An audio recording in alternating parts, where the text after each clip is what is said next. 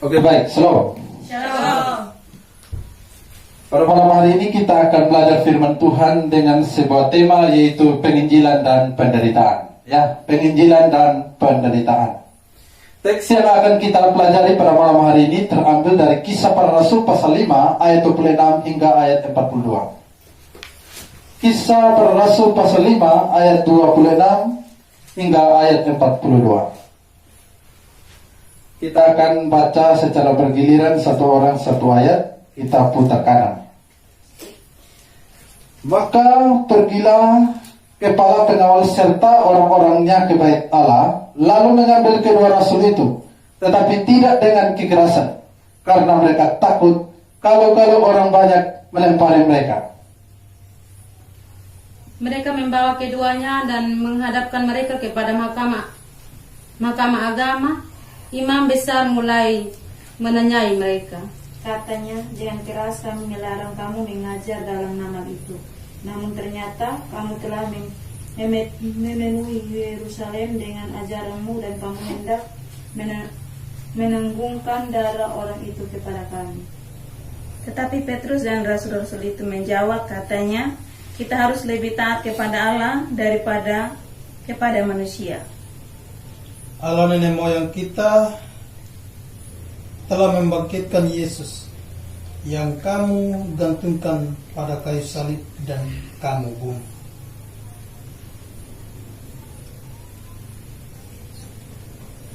Dialah yang telah ditinggikan oleh Allah sendiri dengan tangan kanannya menjadi pemimpin dan juru selamat supaya Israel dapat bertobat dan menerima pengampunan dosa. Dan kami adalah saksi dari segala sesuatu itu, kami dan Roh Kudus yang dikaruniakan Allah kepada semua orang yang menaati Dia. Mendengar perkataan itu sangatlah tertusuk hati. Mendengar perkataan itu sangatlah tertusuk hati mereka, dan mereka bermaksud membunuh rasul-rasul itu. Tetapi seorang Farisi dalam mahkamah agama itu yang bernama Gamaliel, seorang ahli Taurat yang sangat dihormati seluruh orang banyak, bangkit dan meminta supaya orang-orang itu disuruh keluar sebentar. Sesudah itu ia berkata kepada sidang, hai orang-orang Israel, pertimbangkanlah baik-baik apa yang hendak kamu perbuat terhadap orang ini.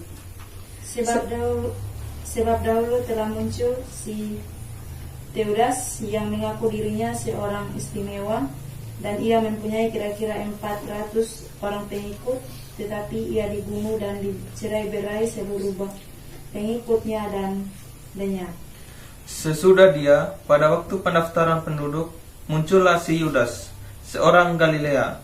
Ia menyeret banyak orang dalam pemberontakannya, tetapi ia juga tewas dan cerai-berailah seluruh pengikutnya. Karena itu aku berkata kepadamu, janganlah bertindak terhadap orang-orang ini, biarkanlah mereka, sebab jika maksud dan perbuatan mereka berasal dari manusia, tentu akan lenyap. Tetapi kalau berasal dari Allah, kamu tidak akan dapat melenyapkan orang-orang ini. Mungkin ternyata juga nanti bahwa kamu melawan Allah, nasihat itu diterima. Mereka memanggil rasul-rasul itu, lalu menyesal mereka dan melarang mereka mengajar dalam nama Yesus. Sesudah itu mereka dilepaskan. Rasul-rasul itu meninggalkan sidang mahkamah agama dengan gembira, karena mereka telah dianggap layak menderita penghinaan oleh karena nama Yesus. Dan setiap hari mereka melanjutkan pengajaran mereka di bait Allah dan di rumah-rumah orang, dan memberitakan Injil tentang Yesus yang adalah Mesias. Baik, demikian firman Tuhan bagi kita semua. Sekali lagi, shalom. Shalom. Ya, baik saudara-saudara sekalian, pada kesempatan malam hari ini kita masih bisa belajar dan merenungkan firman Tuhan. Itu sungguh luar biasa. Itu karena anugerah kasih Tuhan di dalam kehidupan kita. Pada kesempatan kali ini kita boleh membaca dalam Kisah pasal 5 ini, dan kita mempelajari ada suatu peristiwa di mana para rasul itu ditangkap, ya. Nah, kalau kita membaca Kisah pasal 5 ini berkisah tentang penangkapan rasul-rasul karena para rasul memberitakan Injil dan mereka dihadapkan kepada mahkamah agama. Ini adalah penangkapan yang kedua terhadap para rasul, dan dalam penangkapan kedua ini imam-imam kepala dan dalam persidangan itu berencana untuk membunuh mereka. Ini kurang lebih garis besar dari cerita dalam kisah para rasul pasal 5 ini. Tetapi ada seorang Farisi, seorang ahli Taurat yang sangat dihormati yang bernama Gamaliel menasihatkan orang yang berencana mau membunuh para rasul ini. Kemudian menasihati mereka dan nasihatnya diterima sehingga rasul-rasul tidak dibunuh, cuman disesat atau dianiaya saja. Nah, ini adalah garis besar dalam bacaan kita. Ceritanya ini adalah cerita garis besarnya, bahwa ingat bahwa sudah penangkapan yang kedua di sini. Penangkapan pertama itu terjadi dalam kisah pasal 4, di mana rasul-rasul ditangkap juga. Tetapi begitu ditangkap, mereka dilepaskan. Lalu mereka dilarang untuk mengajar dalam nama Yesus. Tetapi mereka tetap melakukan itu, sehingga terjadi penangkapan yang kedua yang kita baca pada malam hari ini. Nah, dalam hal ini kita akan belajar beberapa hal dari rasul-rasul yang ditangkap ini karena pemberitaan Injil ini, bahwa mereka tetap memberitakan Injil walaupun yang pertama adalah mereka dilarang. Ya, kita akan belajar dari mereka walaupun mereka dilarang untuk memberitakan Injil, mereka tetap mau memberitakan Injil. Kisah pasal 5, 27, 28. Mereka membawa keduanya dan menghadapkan mereka kepada mahkamah agama. Imam besar mulai menanyai mereka, katanya, dengan keras kami melarang kamu mengajar dalam nama itu. Ya, jadi ini adalah larangan yang keras yang diberikan kepada rasul-rasul itu. Namun ternyata kamu telah memenuhi Yerusalem dengan ajaranmu, dan kamu hendak menangkan darah orang itu kepada kami. Ya, perhatikan kata-kata dalam ayat ini di mana dikatakan dengan keras kami melarang kamu. Ya, dengan keras artinya ini adalah perintah untuk di mana mereka harus berhenti memberitakan dalam nama itu. Mereka kelihatannya alergi sekali dengan nama Yesus. Padahal yang diberitakan oleh rasul-rasul itu dalam kisah pasal 4, tentu mereka kenal bahwa yang diberitakan itu adalah Yesus. Tetapi dalam kisah pasal 5 ini, mereka semacam ketakutan menyebut nama Yesus. Sehingga mereka hanya mengatakan, kami melarang kamu mengajar dalam nama itu. Nama siapa itu? Itu adalah nama Yesus. Jadi para rasul bukan hanya sekedar dilarang, tetapi larangan yang mereka terima adalah larangan yang sangat keras. Saudara-saudara sekalian, mari kita bisa membandingkan dengan kisah pasal 4 ayat 18. Dan setelah keduanya disuruh masuk, mereka diperintahkan supaya sama sekali jangan berbicara atau mengajar dalam nama Yesus. Jadi mereka menyebut nama Yesus di sini. Ya, mereka dilarang sama sekali tidak boleh mengajar dalam nama Yesus. Ini adalah larangan dari pemimpin agama pada waktu itu, dan dipengaruhi oleh massa yang banyak yang berpihak kepada orang Farisi. Maka larangan ini akan sangat menakutkan, dan larangan ini adalah semacam pengestopan penginjilan, sama sekali tidak boleh dilakukan lagi. Tetapi yang menarik adalah walaupun rasul-rasul itu dilarang dengan keras untuk mengajar dalam nama Yesus, tetapi apakah mereka lalu berhenti? Ternyata mereka tidak berhenti walaupun dilarang dengan keras. Karena itu di dalam ayat 28 dikatakan, namun ternyata kamu telah memenuhi Yerusalem dengan ajaranmu. Artinya rasul-rasul dilarang, tetapi mereka bukan semakin kendor, mereka bukan mundur, tetapi mereka terus maju terus mengajar dan memberitakan tentang Yesus.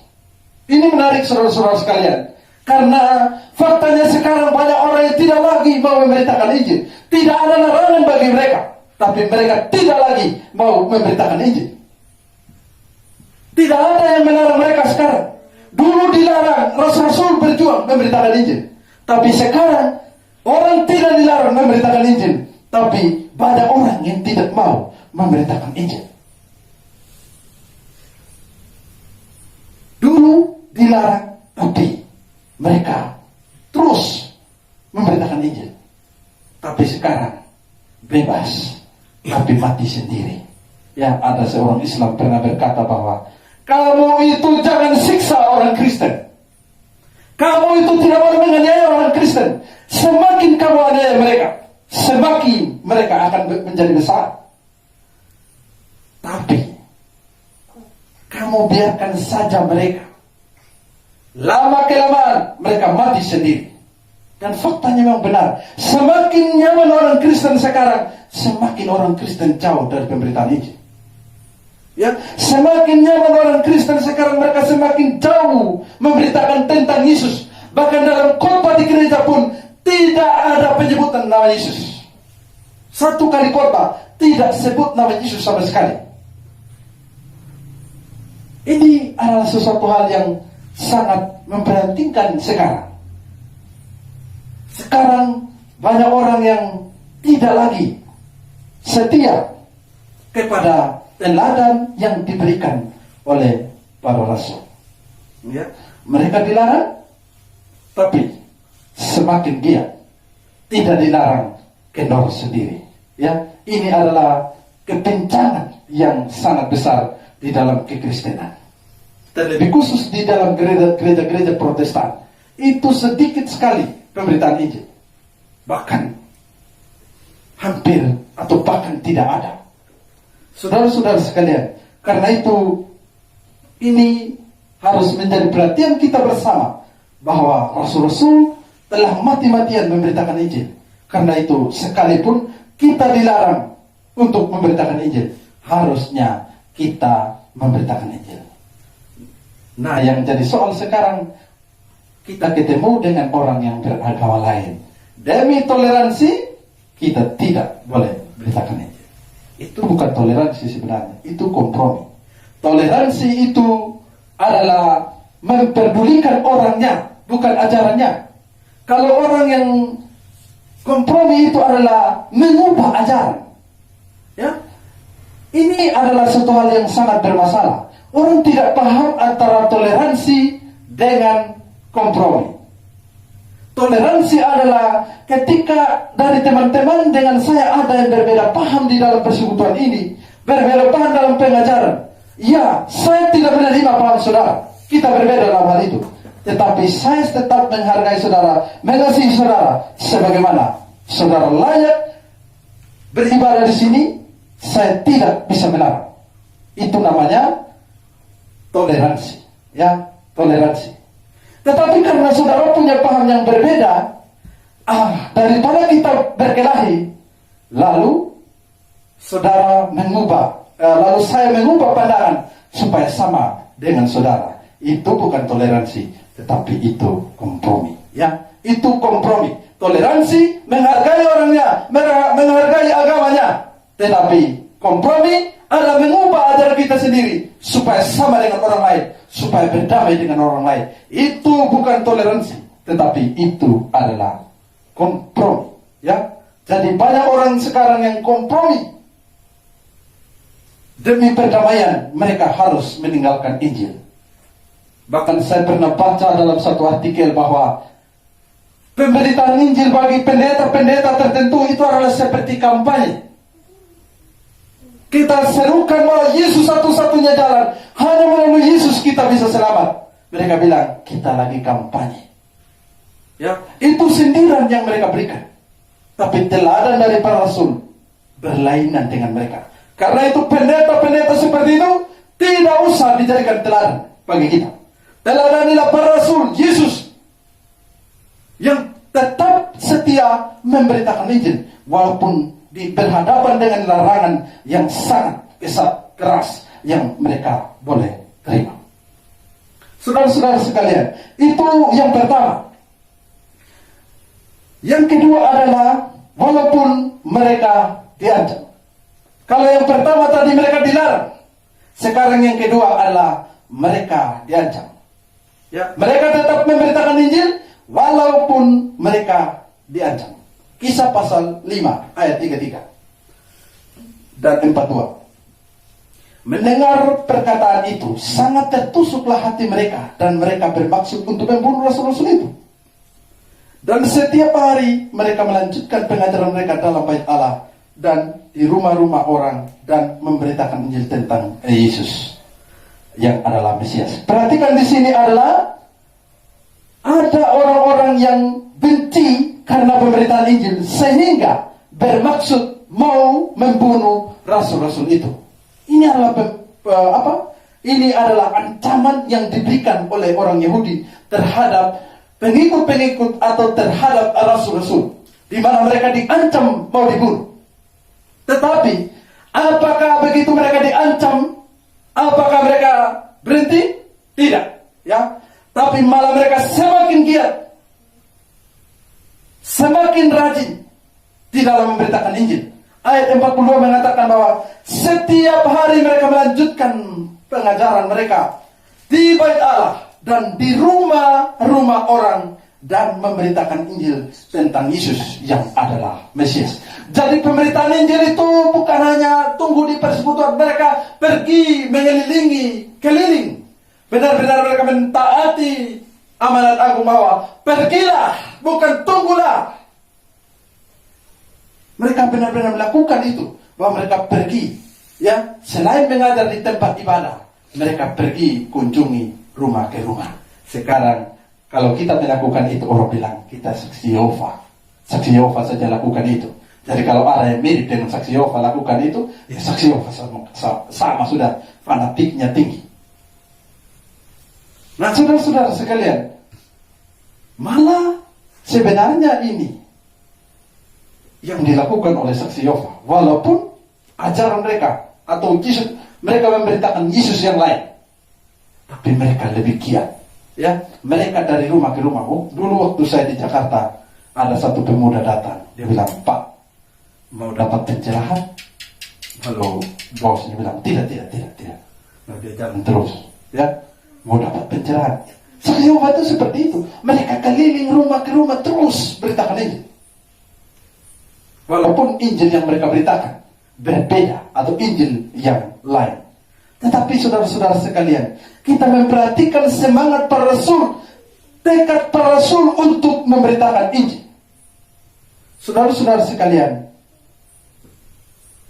pernahkah saudara diancam untuk jangan memberitakan Injil? Saya pernah dengar bahwa ada teman kita yang bilang, "Sudahlah, berhenti sudah. Kamu itu bikin masalah saja. Ya, bikin masalah. Ya. Kamu beritakan Injil, bikin berkelahi saja. Malah berkelahi dengan pendeta, berkelahi dengan semua orang. Karena pemberitaan Injil, berhenti sudahlah demi perdamaian dengan mereka." Saudara-saudara sekalian, ini bukan jiwa dari para rasul. Ini bukan kata-kata dari para rasul. Ini bukan kata-kata dari kitab suci. Tetapi kata-kata dari kitab suci. Mereka tetap tekun, semakin diancam mereka tetap semakin memberitakan tentang Yesus. Ingat, pemberitaan tentang Yesus itu bukan permusuhan. Pemberitaan tentang Yesus itu bukan kebencian. Pemberitaan tentang Yesus adalah pemberitaan tentang kasih yang besar, kasih Allah yang dinyatakan kepada manusia. Banyak orang salah pahami berita tentang Yesus sebagai sesuatu yang menekan hidup mereka, sesuatu yang mengancam hidup mereka.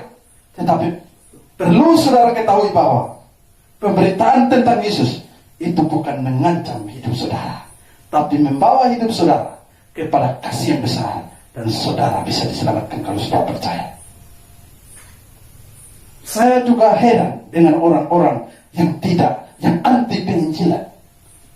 Penginjilan adalah satu-satunya sarana yang kita pergunakan untuk bawa orang kepada Kristus.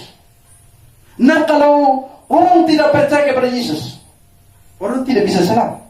Nah, kalau orang tidak bisa selamat, kalau tidak percaya kepada Yesus, nah, berita Injil ini supaya orang percaya kepada Yesus. Tidak percaya Yesus binasa. Nah, kalau kita beritakan Injil, kita jahat dengan mereka, atau karena kita mengasihi mereka.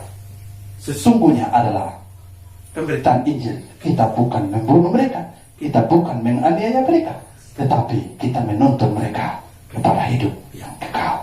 Mungkin banyak orang, saudara-saudara, bisa memberikan uang, bisa memberikan bantuan beras 10 kilo dan lain sebagainya. Banyak orang bisa memberi sembako kepada saudara. Saudara bisa makan dan hidup beberapa hari. Tetapi yang dibawa oleh penginjil adalah keselamatan, hidup kekal yang saudara dapat. Saudara, orang sumbang ke saudara mungkin 100 juta. Saudara makan-makan habis. Atau saudara tidak makan sampai habis juga, tapi tok saudara masih mati. Kalau saudara tidak percaya Yesus, tempat saudara di neraka. Tetapi orang yang membawa Injil adalah orang yang membawa hidup yang kekal bagi saudara. Saudara lebih pilih yang mana? Pilih beras 5 kilo atau pemberita Injil? Kalau saudara pilih beras 5 kilo, itu sama dengan saudara memilih untuk tidak mau atau tidak mau mendapat hidup yang kekal, atau saudara memilih masuk neraka. Saudara harus memilih, harus mau mendengar Injil supaya saudara diselamatkan. Karena melalui pemberitaan Injil orang-orang bisa diselamatkan. Karena itu saudara-saudara sekalian, pelajarilah atau belajarlah dari teladan yang diberikan oleh para rasul. Diancam tapi tidak mundur, tetapi mereka semakin keras, semakin giat memberitakan Injil. Coba kita perhatikan Kisah 4 ayat 21. Mereka semakin keras mengancam rasul itu. Perhatikan di sini ya. Mereka semakin keras mengancam rasul itu. Tetapi akhirnya melepaskan mereka juga. Sidang tidak melihat jalan untuk menghukum mereka, karena takut akan orang banyak yang memuliakan nama Allah berhubungan dengan apa yang telah terjadi. Jadi perhatikan di sini ada ancaman yang mereka berikan, tetapi ancaman dari Kisah pasal 4 ini tidak membuat mereka tidak perintahkan ini. Diancam berkali-kali, tapi tidak merubah tekad mereka, tidak merubah cinta mereka kepada jiwa-jiwa. Kalau saudara diancam dan saudara tidak lagi memberitakan Injil, itu artinya saudara dulunya mengasihi mereka, sekarang saudara benci dengan mereka, walaupun tindakan saudara halus. Ya, saudara lebih memilih disayang-sayangi di dalam kesalahan. Saudara lebih memilih disayang-sayangi tapi jalannya menuju mau.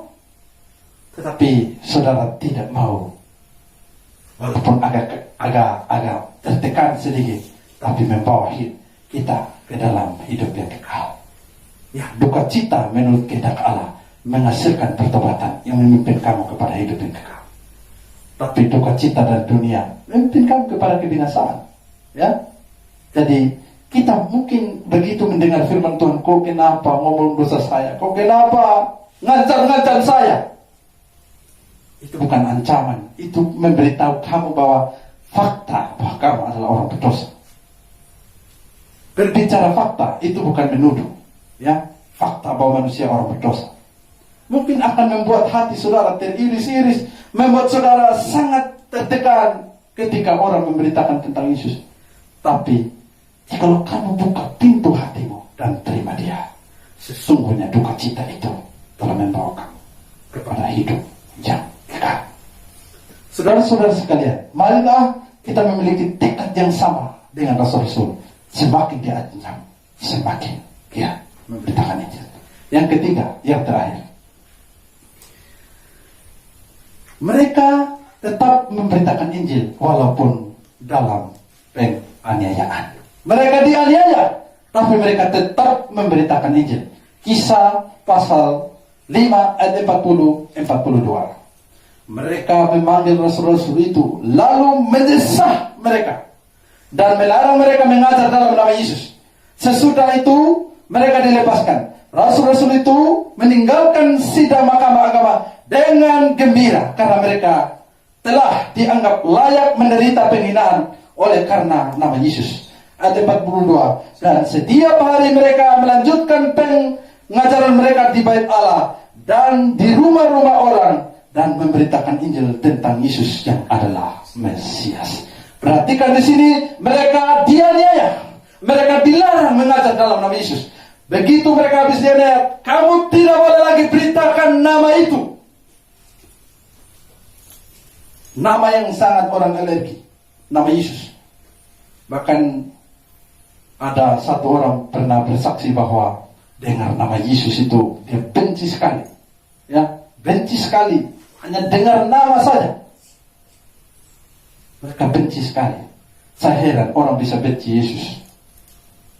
Padahal dia juru selamat. Benci Yesus sama dengan kamu benci kamu hidup. Ya, benci Yesus sama dengan kamu memilih saya masuk neraka sajalah. Tapi bagi orang Kristen, sekalipun masuk neraka asal bersama Yesus di sana.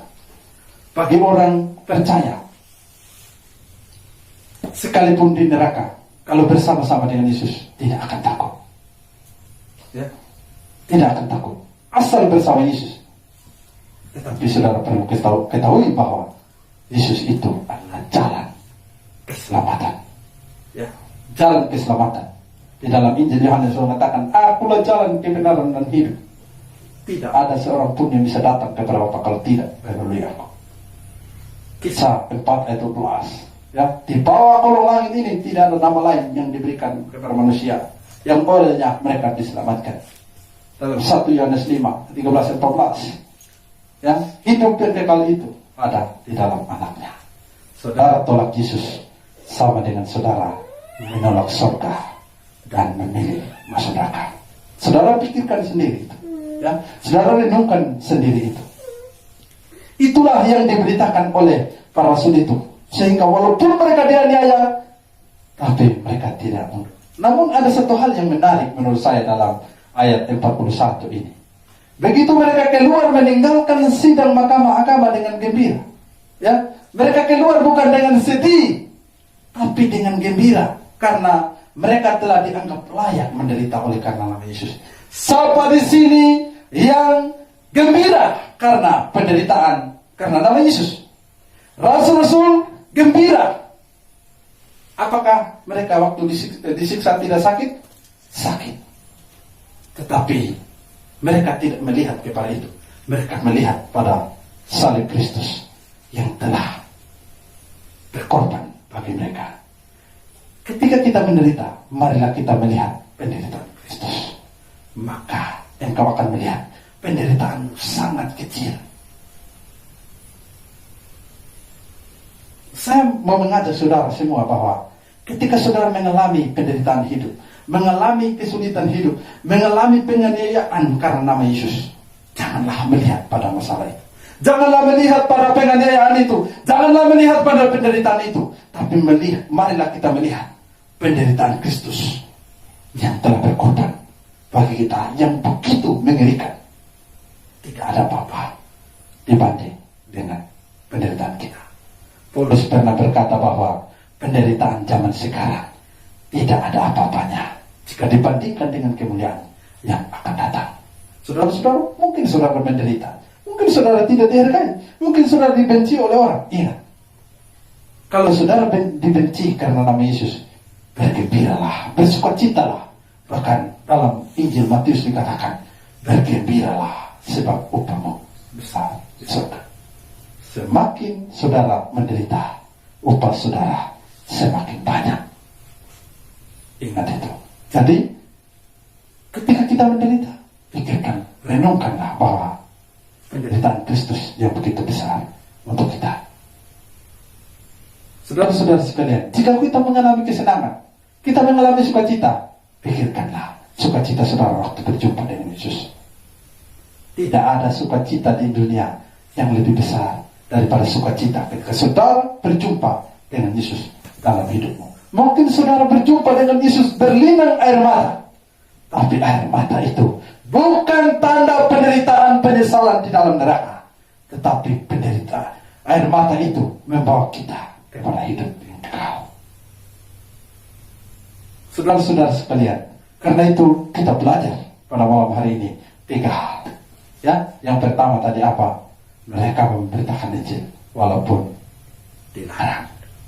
Mereka memberitakan Injil walaupun diancam.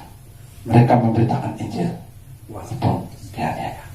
Pernahkah saudara dilarang oleh orang? Kalau pernah, ayo tetap beritakan Injil. Pernahkah saudara diancam oleh orang? Kami sebenarnya pernah ada ancamannya untuk anak-anak persekutuan. Banyak ancamannya. Tapi apakah saudara mau mundur sekarang? Ayo terus maju memberitakan Injil. Mungkin saudara pernah dianiaya karena nama Yesus. Mungkin saudara pernah dipukul oleh orang karena pemberitaan Injil. Jangan mundur, maju terus, belajar dari kisah dari para rasul itu. Walaupun mereka dianiaya, tetapi tetap mereka memberitakan Injil.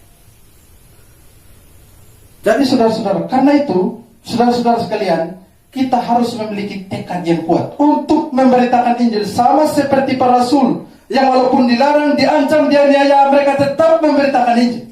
Kalau kita membaca kitab kisah para rasul ini, kita bisa menemukan penderitaan yang dialami oleh para rasul itu. Jadi kalau kita membaca semua kisah-kisah dari para rasul, kita akan menemukan Paulus menderita, dan Stefanus menderita, dan rasul-rasul yang lain. Bahkan Yakobus itu dipotong kepalanya di dalam kisah pasal 12. Mereka rela mengorbankan nyawa. Kalau Injil ada kebohongan, adalah terlalu bodoh bagi para rasul untuk berkorban nyawa mereka demi sebuah kebohongan. Jikalau berita tentang Kristus adalah palsu, bahwa Yesus tidak bangkit, bahwa Yesus bukan jalan satu-satunya kan, maka kematian dari para rasul itu adalah kematian yang bodoh. Mereka mau mati bagi dusta. Saudara, itu hal yang tidak masuk akal. Rasul-rasul mau menderita karena mereka tahu bahwa Yesus satu-satunya jalan. Karena itu, pemberitaan Injil walaupun mengandung banyak konsekuensi yang harus mereka terima, mereka tetap tekad. Ayo, terus beritakan Injil. Terus beritakan Injil. Saudara-saudara sekalian, mari kita menyoroti sedikit lebih khusus tentang kehidupan dari Rasul Paulus. Ya, Rasul Paulus ini adalah orang yang paling banyak menderita di dalam pelayanan penginjilannya, karena semuanya dicatat penderitaannya. Rasul-rasul yang lain ada yang menderita, tapi itu tidak tercatat penderitaan mereka di dalam Alkitab. Tetapi secara sedikit mungkin ada dalam Alkitab. Tetapi kalau Rasul Paulus menceritakan tentang penderitaan yang dia alami, misalnya kita 15 sampai ayat 15 dan 19. Hai kamu sekalian, mengapa kamu berbuat demikian? Kami ini adalah manusia biasa sama seperti kamu. Kami ada di sini untuk memberitakan Injil kepada kamu, supaya kamu meninggalkan perbuatan yang sia-sia dan berbalik kepada Allah yang hidup, yang telah menjadikan langit dan bumi dan segala isinya. Ayat 19. Tetapi datanglah orang-orang Yahudi dari Antioquia, Ikonium, dan mereka membujuk orang-orang banyak itu untuk memihak mereka. Lalu mereka melempari Paulus dengan batu dan menyeretnya keluar kota, karena mereka menyangka bahwa ia sudah mati. Lalu mereka tinggalkan begitu ya. Jadi perhatikan di sini saudara-saudara sekalian bahwa Paulus menderita itu karena pemberitaan Injil. Kami ada di sini untuk memberitakan Injil kepada kamu. Tetapi orang-orang yang mendengar, orang-orang yang benci dengan Yesus, mereka datang hasut pada orang, lalu menyiksa, melempari Paulus dengan batu dan menyeret dia. Karena mereka menyangka bahwa Paulus sudah mati, mereka tinggalkan. Tapi Paulusnya tidak mati. Ini adalah penderitaan yang dialami, yang kita lihat di dalam kisah pasal 14 ini, ayat 15 dan 19 ini. Tetapi masih banyak kisah-kisah yang lain yang dialami oleh rasul-rasul yang lain. Misalnya Stefanus, ya, seorang diaken. Dia walaupun mau dirajam dengan batu, orang yang sangat luar biasa. Ya, dia cerita panjang lebar. Ya, ala nenek moyang kita begini. Dia rela korbankan nyawanya demi Yesus, karena dia tahu Yesus telah berkorban bagi dia. Kematian bukan lagi hal yang menakutkan bagi dia, sebab kehidupan sudah ada di dalam dia karena dia percaya Yesus. Jadi kematian bagi orang percaya bukanlah sesuatu hal yang menakutkan, tetapi adalah jalan menuju kepada kehidupan yang kekal.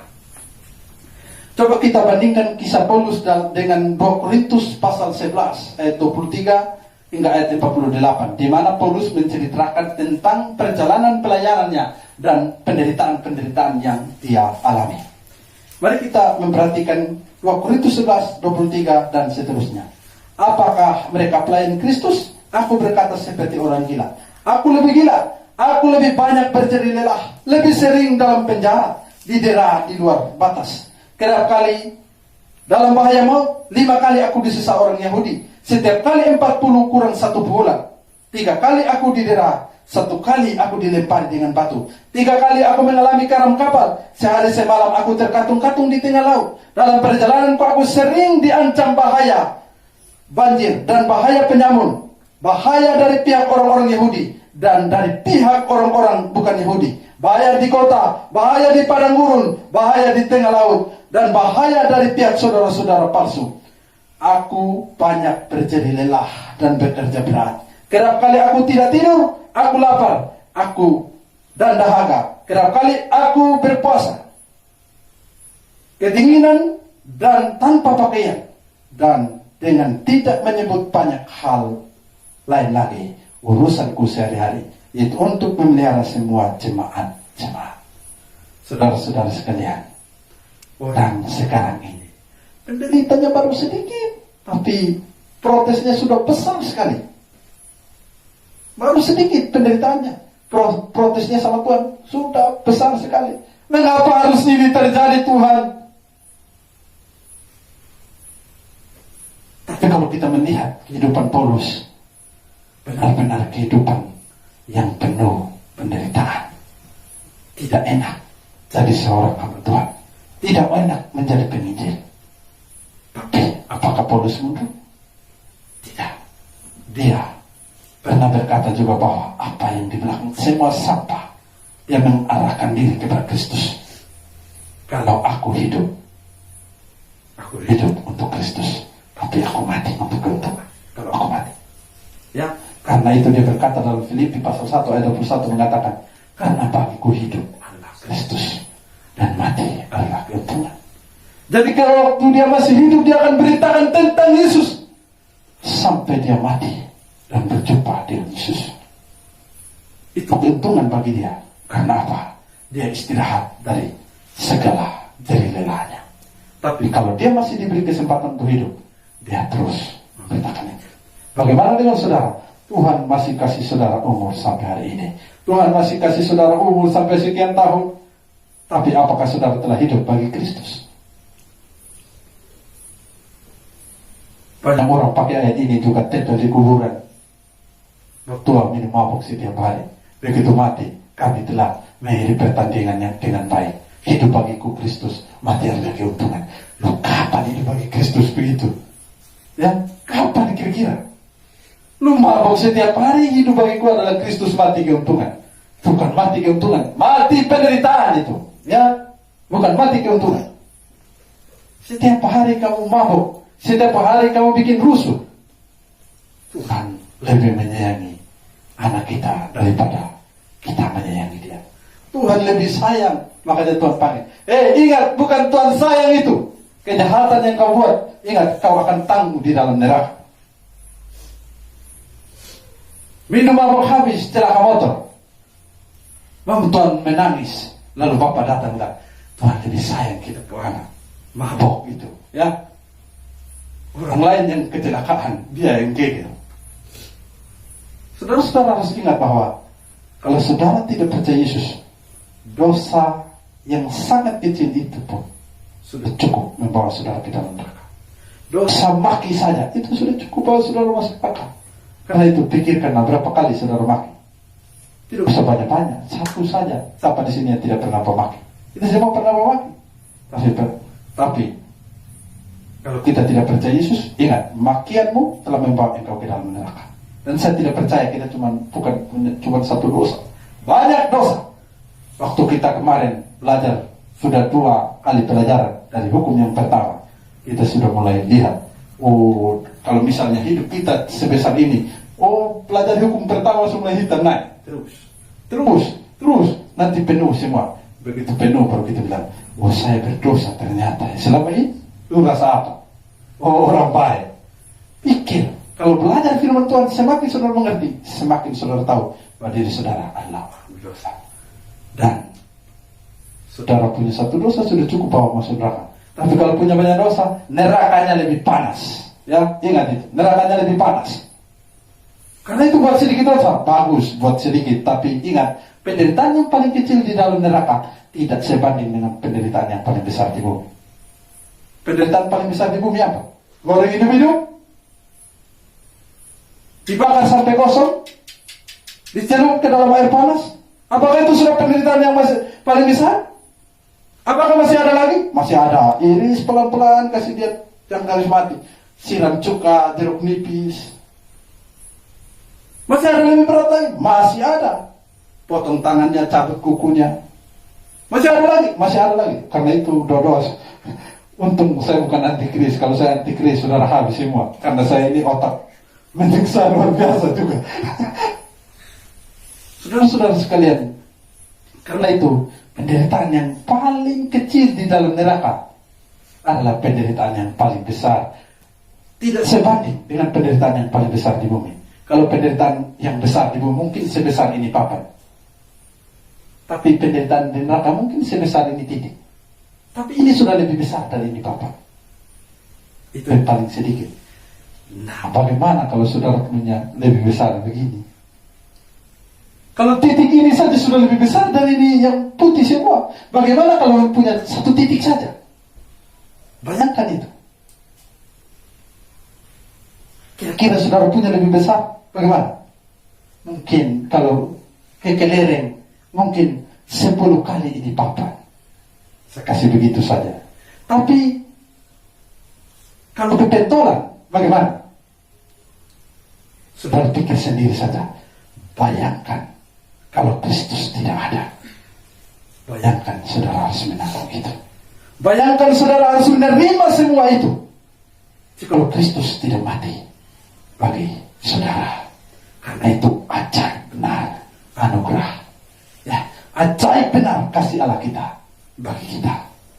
Orang-orang yang layak dihukum, tapi karena kita percaya, kita mendapat pengampunan dosa kita yang banyak ini. Kita harus menanggung penghukuman yang besar seperti ini.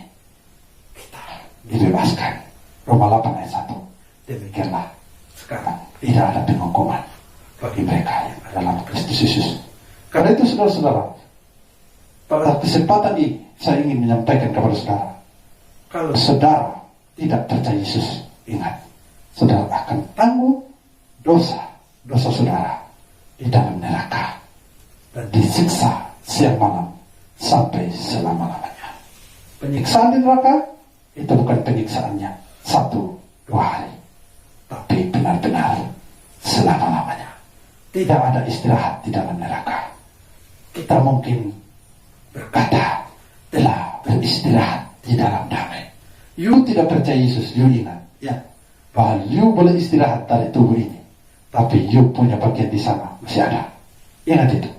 Ya, ingat itu. Kalau saudara tidak percaya Yesus, lu boleh katakan, oh saya sudah istirahat, saya ini Bapak ini sudah tua mau mati, sudah mau istirahat, sudah.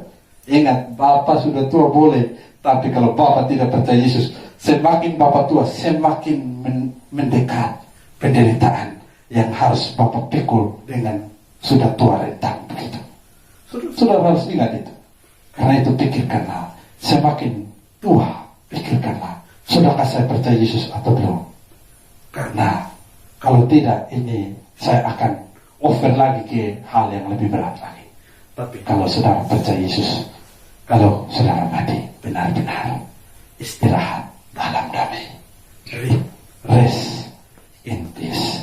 Tapi kalau saudara tidak percaya, no rest in hell, tidak ada istirahat di dalam neraka, bagi jiwamu, engkau akan menderita dan menderita. Pilihlah sekarang. Percaya Yesus, kau akan dibebaskan. Kau akan diselamatkan. Dan kau tidak percaya Yesus, yang kau akan masuk neraka selama-lamanya. Karena itu saudara-saudara sekalian, karena tekad ini Paulus berkata, karena jika aku memberitakan Injil, aku tidak mempunyai alasan untuk memegahkan diri. Sebab itu adalah keharusan bagiku. Celakalah aku jika aku tidak memberitakan Injil. Saudara tidak memberitakan Injil bagi orang tuamu, bagi keluargamu, bagi temanmu. Ingat, saudara celaka. Kenapa dibilang celaka? Karena saudara sebenarnya tahu Injil itu yang bisa menyelamatkan. Tapi bagi Rasul Paulus, jika dia tidak memberitakan Injil, celaka bagi dia. Kurang ajar sekali kalau ada orang pernah menikmati anugerah keselamatan dan tidak bagi kepada orang lain. Ya, karena itu saudara-saudara, marilah kita memiliki tekad untuk memberitakan Injil. Jangan pernah berhenti, jangan pernah menyerah, walaupun berhadapan dengan banyak penderitaan. Karena itu lagu Kidung Jemaat menyatakan, ku suka menuturkan cerita mulia, cerita Tuhan Yesus dan cinta kasih-Nya. Ku suka menuturkan cerita yang benar, benar hadirin